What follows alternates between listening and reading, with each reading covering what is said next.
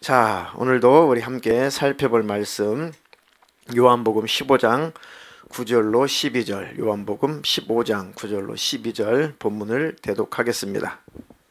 아버지께서 나를 사랑하신 것 같이 나도 너희를 사랑하였으니 나의 사랑 안에 거하라. 내가 아버지의 계명을 지켜 그의 사랑 안에 거하는 것 같이 너희도 내 계명을 지키면 내 사랑 안에 거하리라. 내가 이것을 너희에게 이름은 내 기쁨이 너희 안에 있어 너희 기쁨을 충만하게 하려 함이라. 내 계명은 곧 내가 너희를 사랑한 것 같이 너희도 서로 사랑하라는 이것이니라. 아멘. 아멘.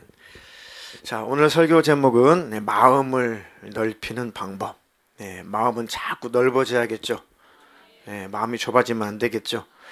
그래서 마음을 넓히는 방법을 오늘 대독해 주신 요한복음 15장 9절로 12절 본문의 말씀을 근거로 해서, 또 다른 성경 구절을 또 근거로 해서 하나님 말씀 전할 때 마음이 넓혀지는, 또 넓어지는 방법을 잘 습득해서 저와 여러분들이 하나님 앞에, 또 이웃들 앞에, 가족들 앞에, 성도들 앞에 마음이 더 넓어지는 은혜와 축복이 있기를 축원합니다.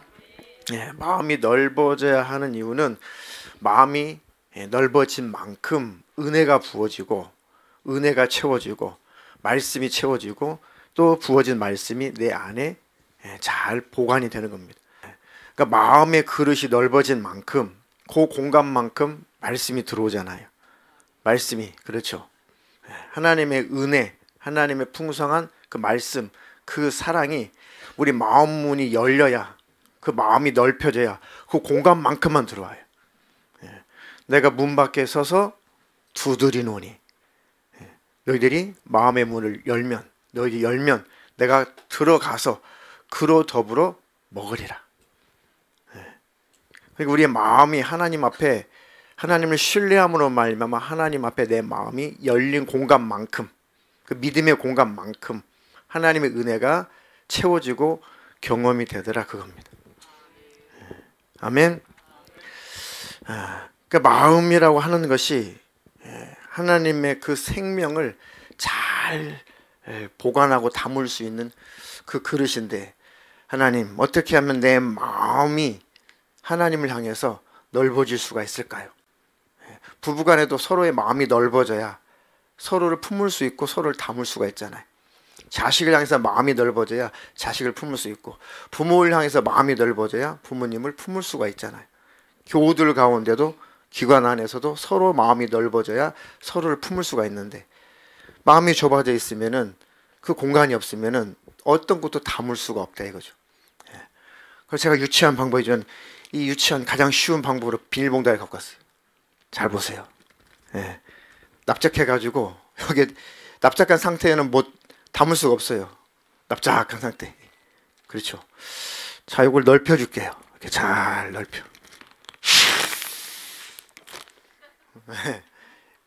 이 봉지가 크면 큰 만큼 많은 것을 채울 수가 있겠죠. 자, 요만큼, 아까 납작했던 게 요만큼 채울 수가 있어요. 자, 근데 이것이, 이 공간이 확 쪼그라드는 걸 한번 보세요. 마음이 쪼그라드는 모습 보세요. 마음이 쪼그라들어가지고 여기다 뭘 담겠어요? 뭘 채우겠어요? 아무리 하나님의 사랑을 부어주고 은혜를 부어주고 복을 부어주고 해도 마음이 꽉 닫혀가지고, 그런 마음이 쪼그라들어가지고 아무것도 못 채운다 이거죠. 아무것도. 그러니까 무엇이 내 마음을 쪼그라들게 만드냐? 내 마음이 무엇을 이렇게 쪼그라들게 만드나?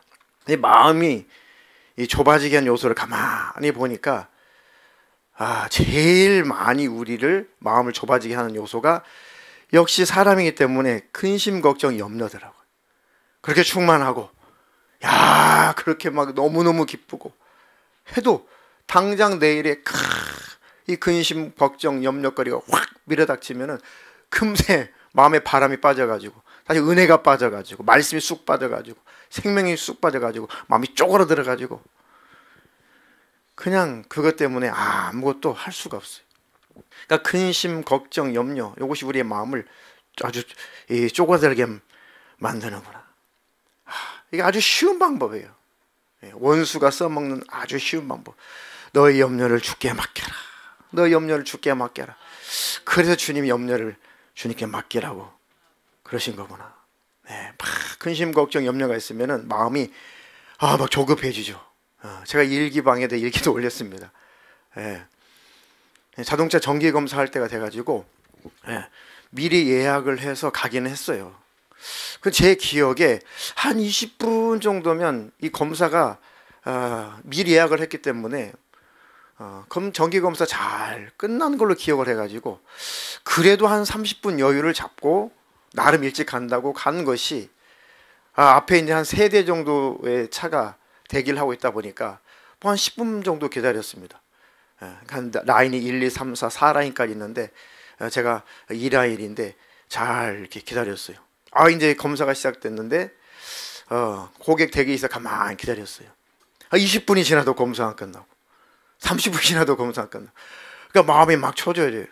왜냐하면 요 다음에 빨리 약속 장소로 빨리 이동을 해야 되는데 이 검사가 마무리가 안 되니까 이제 약속 시간을 조금 늦추긴 했는데 그래도 이 검사가 빨리 안 끝나니까 제가 쳐다봤어요. 제가 쳐다보니까 보통 검사하시는 분이 2분 정도, 보통 혼자서 이렇게 좀 자동하잖아요. 자동차 검사하는 게. 보통 한 분이면 되고 보통 2명이면은 검사 다 끝나는데 제 자동차는 3명, 4명이 붙어 있는 거예요. 불안하잖아요. 아직은 만 4년밖에 안 된 새 차인데 그 지나면 타이어도 다 교체하고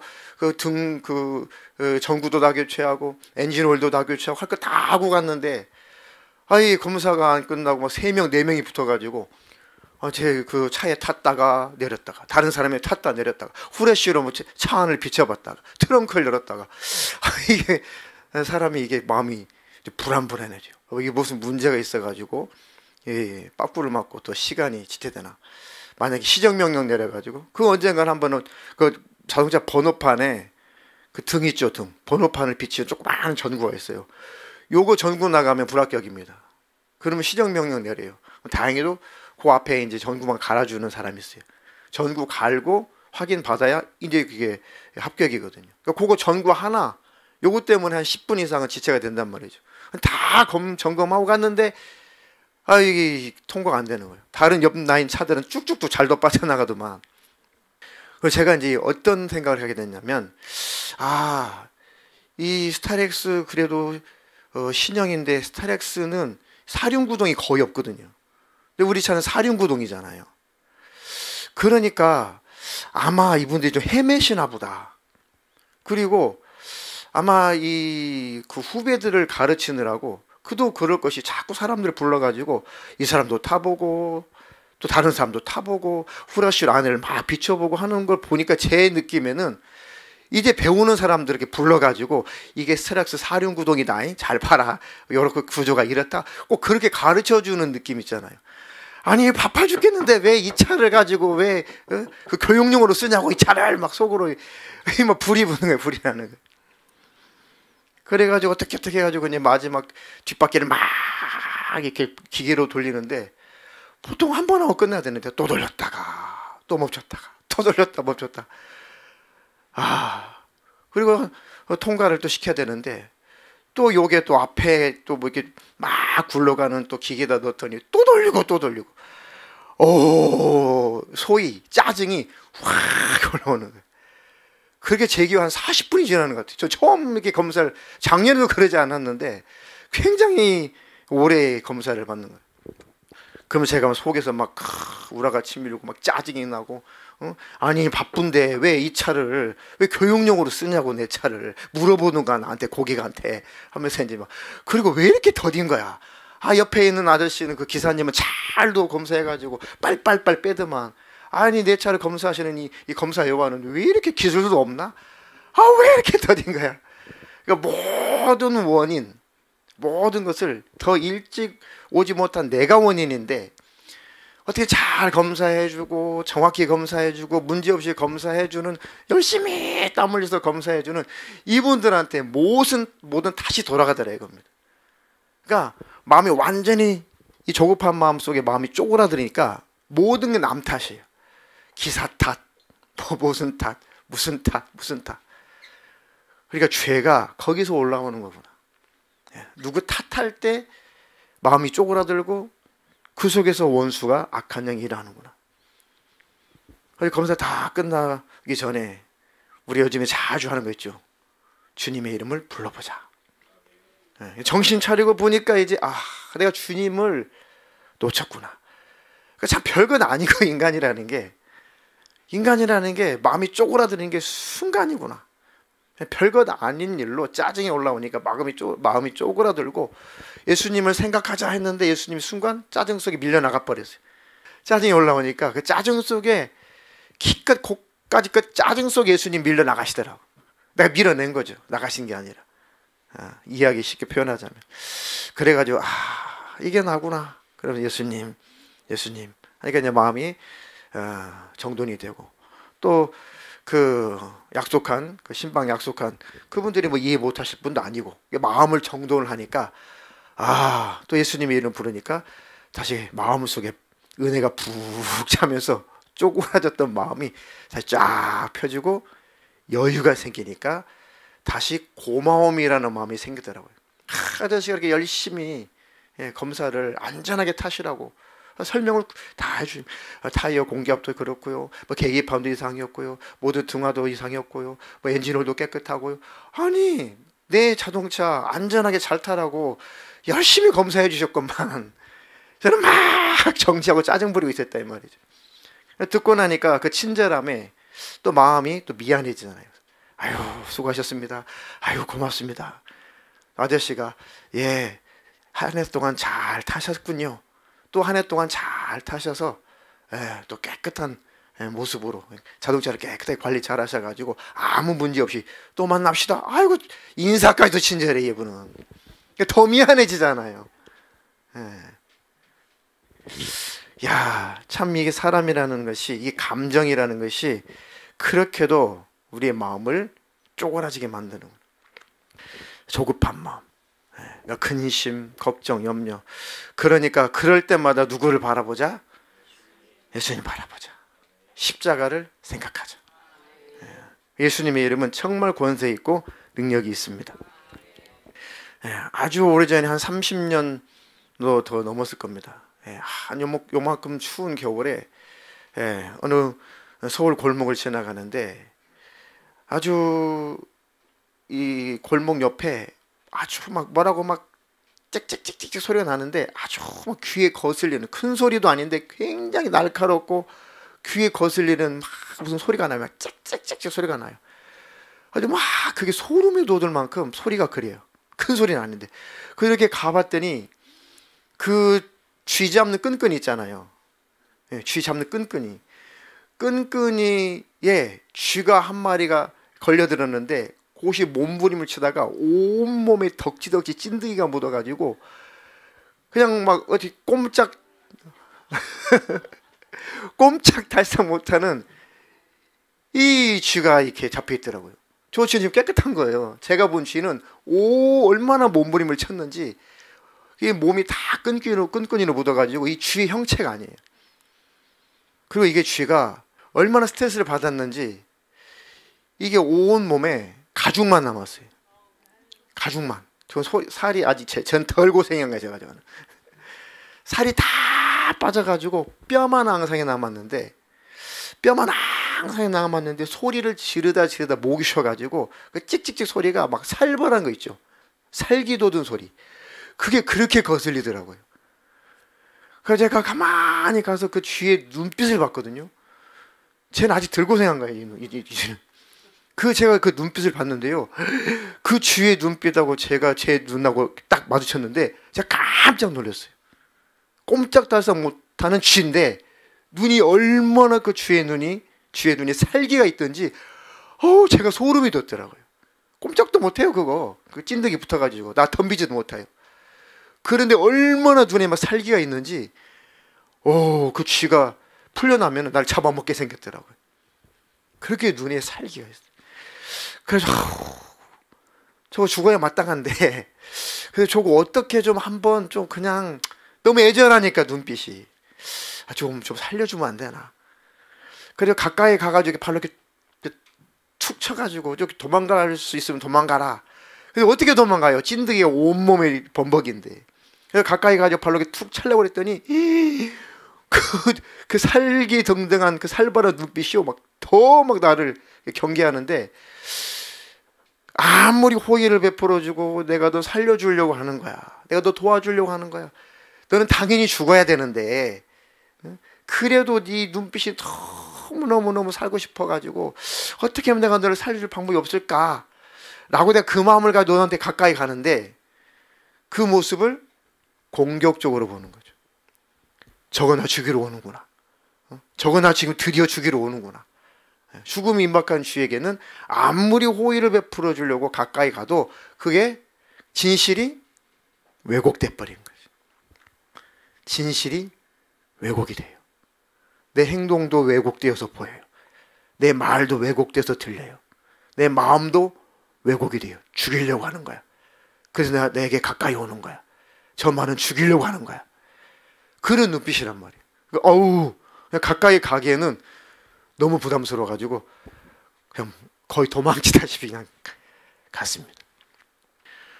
우리의 마음이 근심, 걱정, 염려, 여러 가지 문제, 이런 것들로 말미암아 마음이 확 쪼그라져 있으면은 하나님의 말씀도 왜곡이 돼요.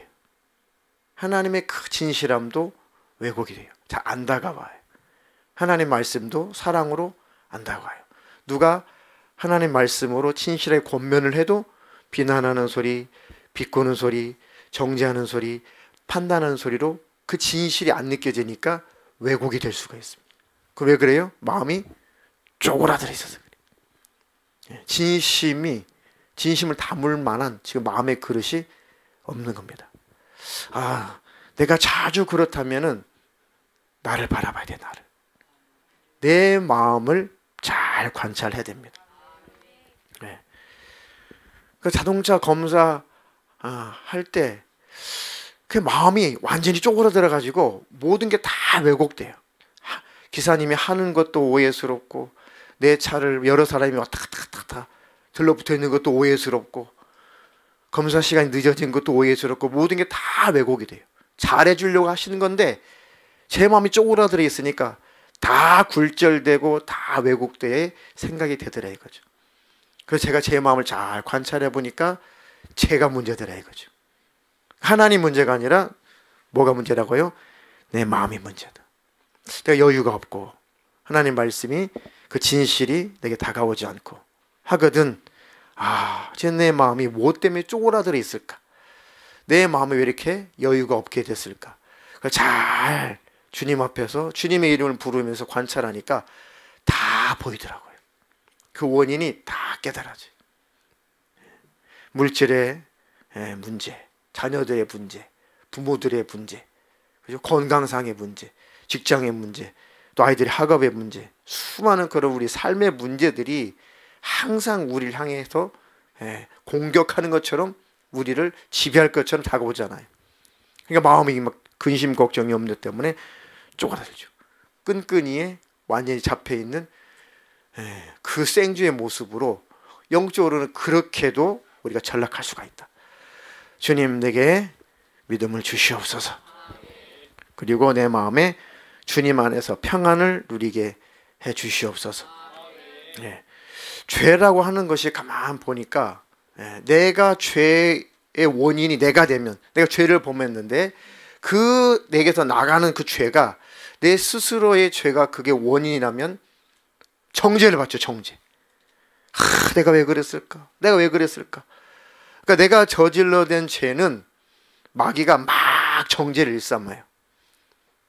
그런데 다른 사람 때문에 내가 힘들면, 다른 사람이 원인이 되어서 내가 막 마음이 힘들면 또 원망이라는, 미움이라는, 증오라는 죄가 내에서 나오죠. 그것은 남을 탓하고 있는 겁니다. 그러니까 죄가 나로 비롯된 것은 정죄 때문에 마음이 쪼그라들고, 다른 사람 때문에 내가 힘들면은 그 사람을 막 미워하고 증오하니까 또 내 마음이 쪼그라들어. 그러니까 죄라고 하는 것이 우리의 마음을 이렇게 좁아지게 만들다. 하나님 죄를 이길 수 있는 힘도 내게 부어주시옵소서. 그 마음을 넓히는, 마음을 늘 넓히고 또 주님께서 주신 그 풍성한 마음을 잘 유지할 수 있는 게, 자, 오늘 대독해 주신 그런 한번 본문 요한복음 15장 9절로 12절 9절에 보니까 9절만 읽어보기로 다 같이 시작. 아버지께서 나를 사랑하신 것 같이 나도 너희를 사랑하였으니 나의 사랑 안에 거하라. 예수님의 사랑 안에 늘 거하는 수밖에 없구나. 늘 예수님 그 사랑 안에 거해야겠구나.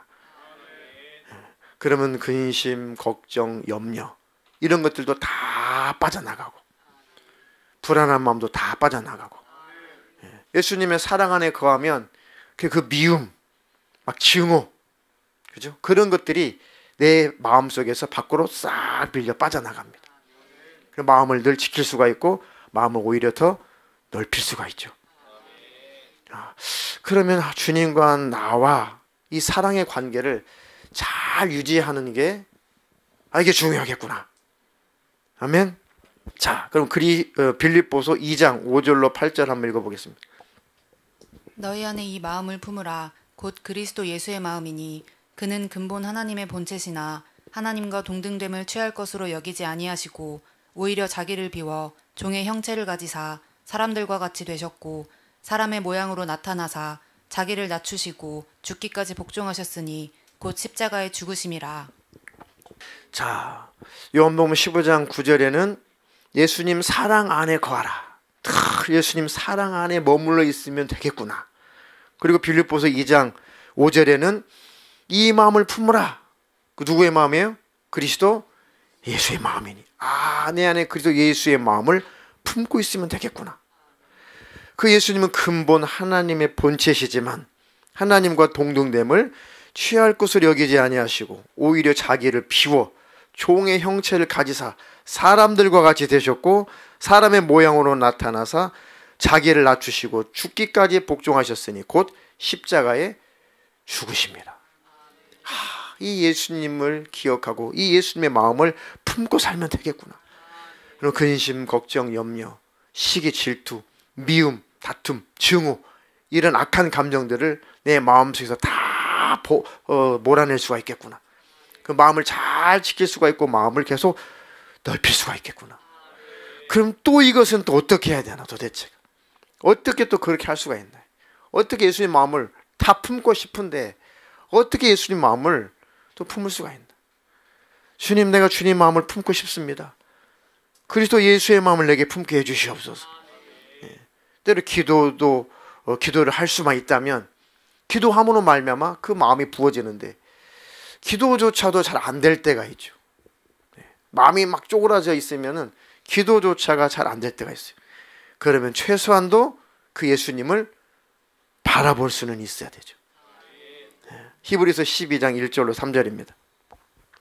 이러므로 우리에게 구름같이 둘러싼 허다한 증인들이 있으니 모든 무거운 것과 얽매이기 쉬운 죄를 벗어버리고 인내로써 우리 앞에 당한 경주를 하며 믿음의 주요 또 온전하게 하시는 이인 예수를 바라보자.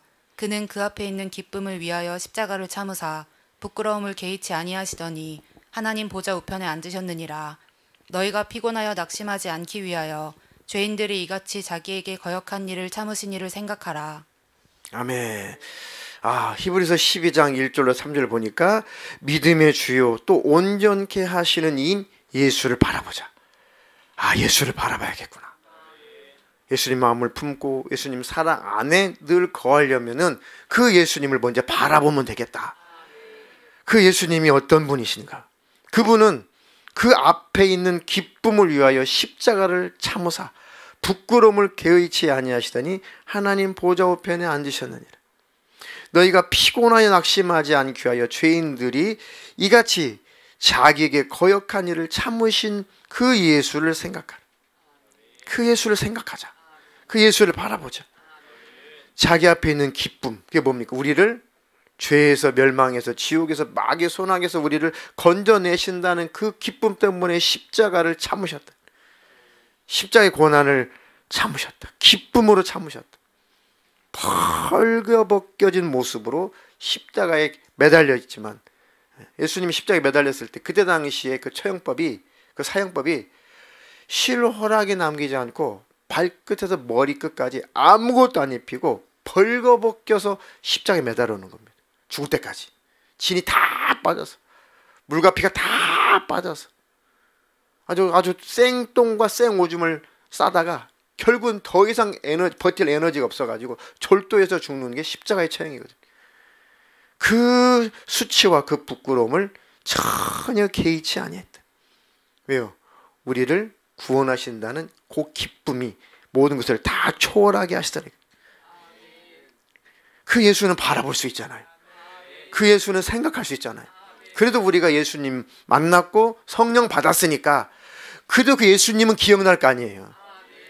성령 안 받으신 분들이야 뭐 어떻게 기대할 수 없겠지만, 그래도 우린 예수님을 만났고 성령을 받았으니까 그 예수님을 알긴 하잖아요. 우리가 그분이 어떤 분이신지 지식적으로라도 알긴 하잖아요. 그러니까 그 예수님을 생각해보자. 그 예수님 한번 바라보자. 누구 때문에 그러셨는가, 누구 때문에 그 고난을 당하셨는가 한번 생각을 한번 해보자. 아멘. 그러면 그 주님의 마음이 우리 안에 들어와서, 우리가 그렇게 마음이 넓어지기를 원했지만 그전에 내 힘으로 안 되더니 예수님을 생각하고 예수님 바라보니까 예수님의 그 은혜가 기억나고 예수님의 그 사랑과 구속의 은혜가 다시 기억이 나니까 그 은혜가 부어지면서 내 마음이 부풀린 풍선처럼 쫙 펴져나가요.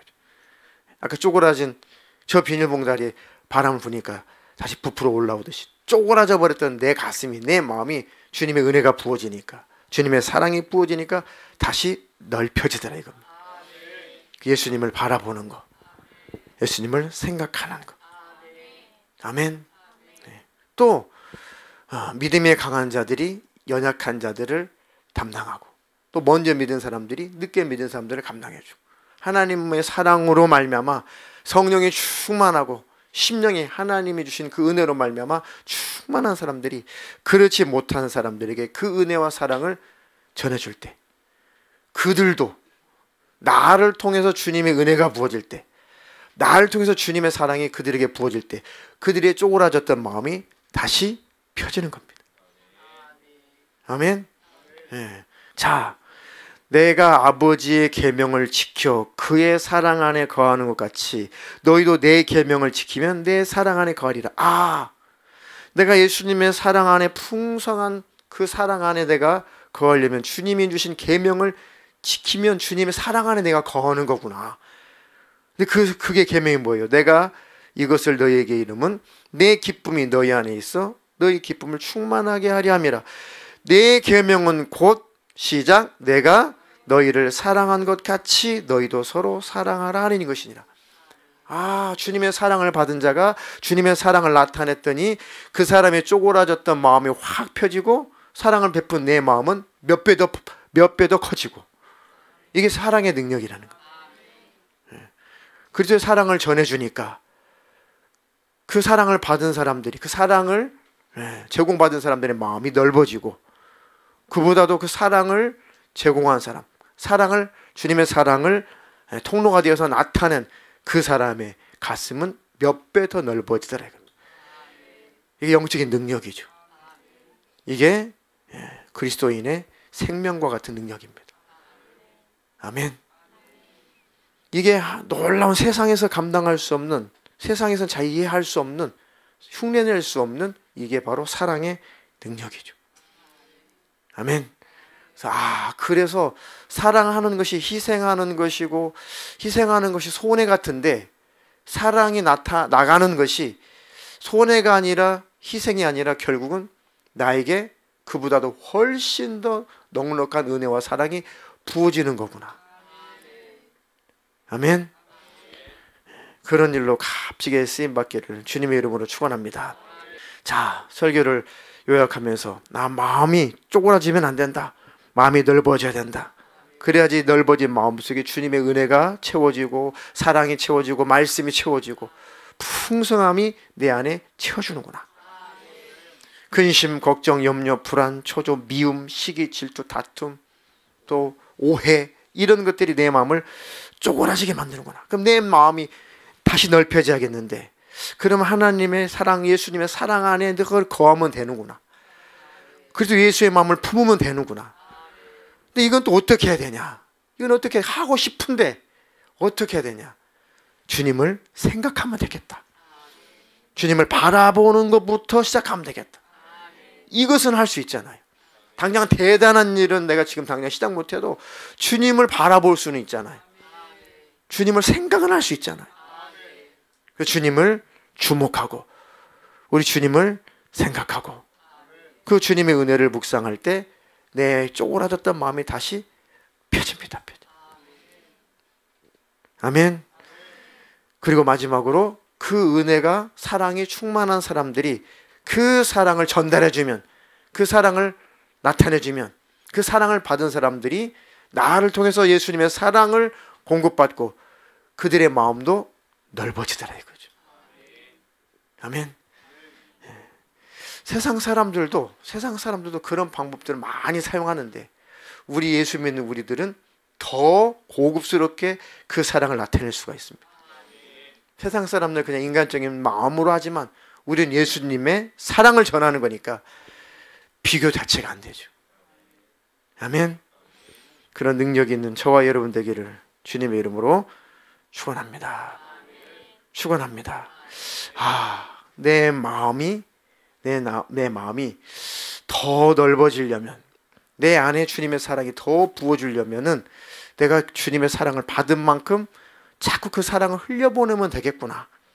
내가 받은 은혜를 자꾸 흘려보내면 되겠구나. 그럼 그 사랑을 받은 사람이, 그 은혜를 경험한 사람의 마음도 더 넓어지겠구나.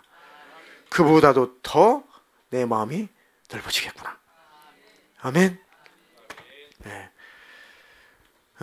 최근에 그 어떤 서울대생이 그 페이스북 그 게시판에, 서울대 게시판에다가 올린 그 글입니다. 아주 이 가난한 이 학생은 어머니가 단둘이 살았어요. 근데 방이 단칸방인데 한 6평 남짓한 그 단칸방으로 오래 살았어요. 아버지는 일찍 여의고. 그래서 이 헝그리 정신으로 그냥 열심히 공부를 했어요. 그러니까 어머니는 식당에서 일하는데 하루에 10시간을 꼬박 일해야지만이 겨우겨우 살아갈 수 있는, 뭐 빚이 있으셨는지 그런 내용은 다 기록되지 않지만 그렇게 열심히 일했는데도 늘 삶이 아주 힘든 그런 삶을 살았어요. 근데 그 아들은, 하나밖에 없는 아들은 열심히 공부를 해서 실력을 쌓았습니다. 근데 마지막에 이제 원서를 내야 되는데 원서를 낼 형편도 안 되는 거예요. 참 그 사정은 다 쓰지 않았지만 그 담임 선생님이 돈을 좀 주셔가지고 2군데 대학 원서를 넣었는데 한 군데 모 학교에다 넣고 한 군데 서울대를 넣었습니다. 그리고 이제 마지막 서울 올라가서 이제 면접을 마지막 봐야 되는데 어떻게 어머니가 돈 5만 원을 주셨어요. 3만 5천 원은 왕복 차비, 15,000원은 찜질방에서 하루 자고 면접 보고 오너라, 잠깐 간식을 먹고 내려오너라.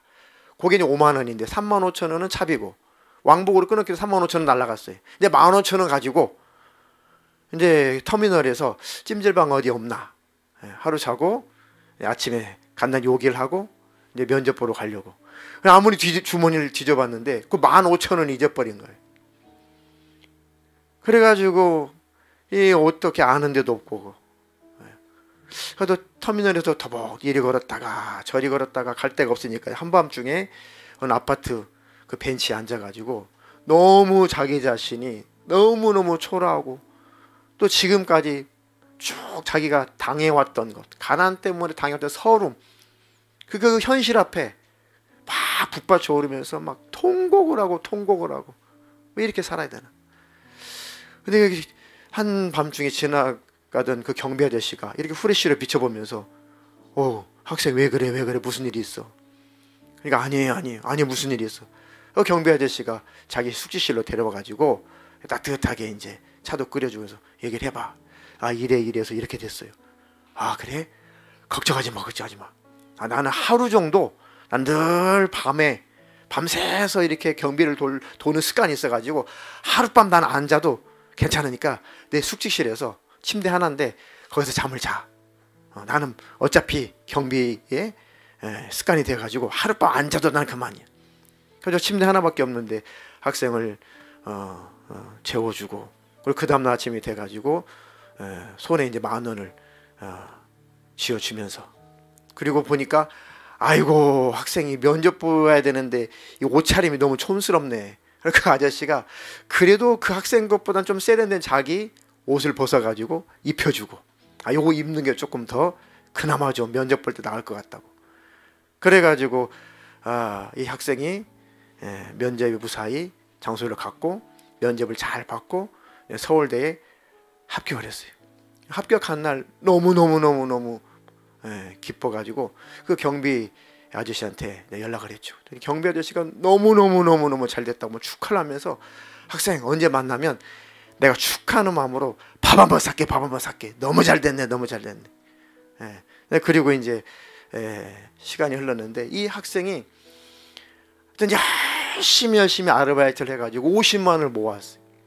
한 학기가 다 지나간 다음에 여름방학이 되었을 때 그 경비 아저씨를 찾아갔는데 고급스러운 양복 한 벌, 그리고 그 아저씨가 주셨던 그 티 깨끗하게 세탁을 해가지고 그렇게, 그 다음에 용돈 잘 넣어가지고 그 아저씨한테 이제 그 고마움을 이렇게 표시를 했죠. 그러니까 아저씨가 무슨 소리냐고 다 가져가라고, 필요 없다고. 누구든지 그 상황이면은 그렇게 친절을 베풀었을 것이라고. 그러니까 이 학생이 아니라고, 이것은 옷이 아니라 제 마음이라고. 마음은 받으셔야 될 게 아니냐고. 그러니 또 어떻게 또 안 받아요? 그러냐고.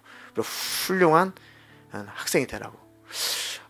그 아저씨의 그 친절 때문에 제 마음이 넓어져서, 제 마음이 회복이 되어서 제가 세상을 살아갈 만한 힘이 생겼다. 마음에 힘이 생겼다. 세상을 살아볼 만한 거구나. 아직은 살만한 세상이구나 라고 용기를 얻었습니다. 제 마음이 넓어져서 이제 제가 훌륭한 사람이 되겠습니다. 그래서 그 서울대 합격해서 정말 훌륭한 일꾼이 될 수 있었던 그 학생이 자칫 그때 좌절해가지고 그때 뭐 극단적인 선택을 했다든지, 예를 들어서 그냥 다 인생을 포기해버렸다면 얼마나 아까워요 그거. 근데 그 아저씨의 그 친절 때문에, 그 배려 때문에 그 학생이 힘을 얻고 용기를 얻어서 세상을 살아갈 수 있는 바로 그 길을 찾아가는 거예요. 그게 이제 실화로 게시판에 올라와서 어떤 분이 잘 발췌해가지고 저한테 보내주셨더라고요. 자, 예수님 믿는지 안 믿는지 잘 모르겠어요. 전하려고 하는 것은 예수를 믿는 우리는 더 고급스럽지 않냐 이거죠. 전하는 사랑이 우리의 마음도 중요하지만 더 중요한 것은 그리스도의 마음을 전하는 거니까 우리는 더 얼마나 고급스러운 마음을 전하는 겁니까? 우리는 생명을 전하는 거잖아요. 사람의 인정, 마음을 전하는 것도 중요하죠. 귀한 일인데 우리 예수 믿는 사람들이니까 그것보다도 더 중요한 것은 그리스도의 마음을 전할 수 있는 능력을 가졌다는 것이죠. 이게 바로 우리가 마음을 넓힐 수 있는, 다 우리에게 능력이 있습니다. 아멘. 그런 저와 여러분 되기를 주님의 이름으로 축원합니다.